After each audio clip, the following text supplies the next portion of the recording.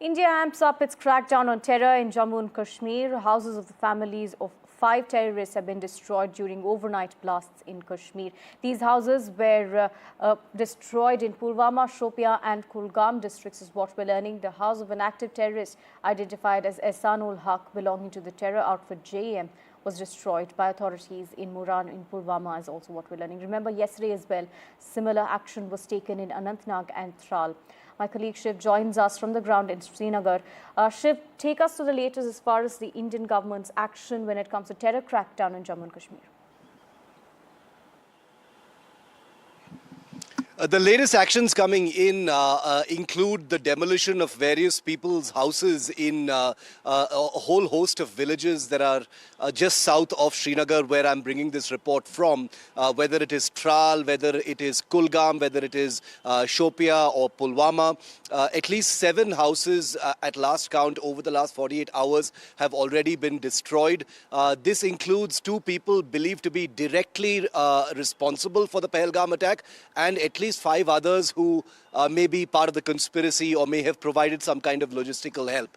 Now remember, there is a sense of anger and betrayal in many Kashmiri communities that we've been speaking to over, people who they call traitors now. Many of these houses that have been destroyed right now, people are wondering, why were they not destroyed before? How is it that the authorities have only come to know that they are Lashkar or Jaish-e-Mohammed terrorists after the Pahalgam attack? Wasn't this information available before? Now, considering that the relationship of many of these villages with some of these terrorists has been a grey area for very long, that sense of anger has now come to the fore, and local populations here want even more action against the people who they've branded as traitors. I'm told by my sources in the security agencies that even more such demolitions could take place. Big crowds have gathered in some of these villages, which has its own law and order effect going forward. But in general, the mood here on the ground in Jammu and Kashmir is that those who have interfered with a Naya Kashmir returning to normalcy, prosperity, tourism, etc., deserve the harshest punishment. And that's exactly what is playing out right now. Expect many more such demolitions.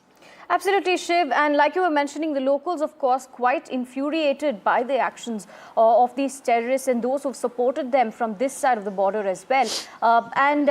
Earlier, we had seen that the locals there were protesting against the terror act. They had closed down their shops as well as a tribute to those who'd lost their lives. What is the situation now? We're learning that perhaps situation is starting to return to normal.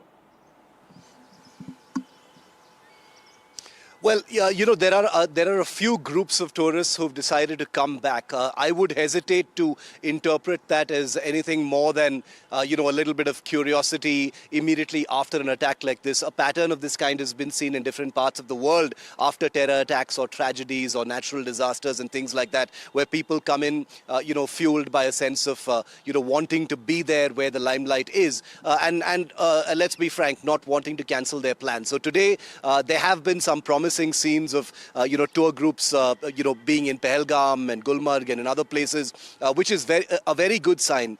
The anxiety and the doubt is whether this will actually carry forward and continue, because remember, the massacre of 26 people, the manner in which they were killed in Pahalgam, the circumstances under which they were killed, the things that were said to them, the religious profiling that was conducted has sent out it has had a very chilling effect across the entire tourism industry as far as Jammu and Kashmir is concerned. And it's not going to be easy to rebuild that so soon. It's true, people have started to make a small little comeback, but it's only a tiny fraction compared to the bumper tourism numbers that were there before Pahalgam for the last couple of years, notching up huge prosperity figures for the economy that depends in a large part on tourism here in J&K. So these are initial sort of glimmers of hope, but the hope, of course, is that it will translate into something much more substantial, especially going forward into the